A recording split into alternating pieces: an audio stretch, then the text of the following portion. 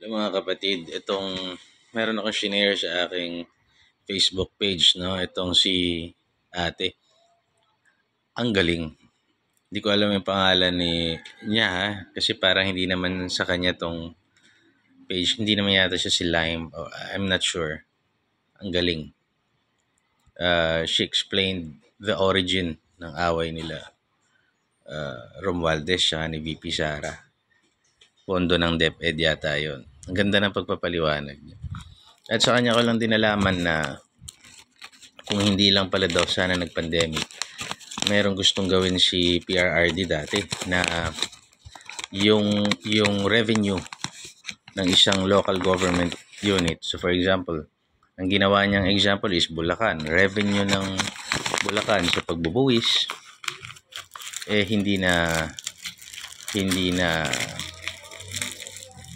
na kailangan pang magpunta sa national government.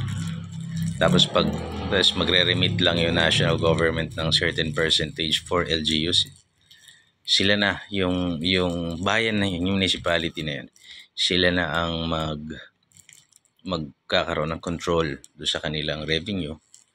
So ang mangyari, aasenso yung municipalidad na yun. The Manila will be decongested.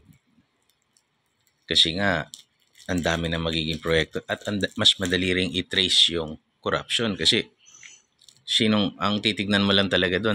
Mayor tsaka yung tresurero Tsaka yung mga contracts na pinapasok nila. So madali. Hindi nadadaan sa bureaucracy mula national government pababa ng bawat munisipalidad.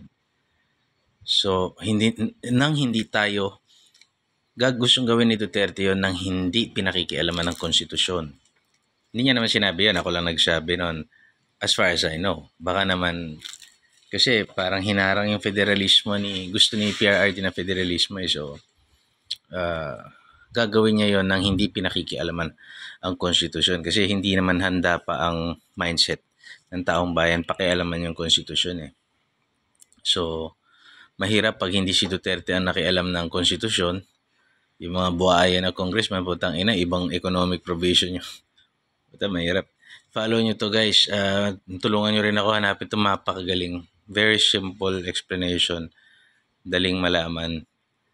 Bihira akong bumilib sa sa political analyst. May isa pa, shout out, Arian yung pangalan niya. Hindi lang siya masyado napapansin. Magaling mag-research. And hopefully talagang para sa bayan, para kay Duterte siya talaga. Nag-join na yun once sa aking live nung araw, 2022. Anyway, God bless sa inyo.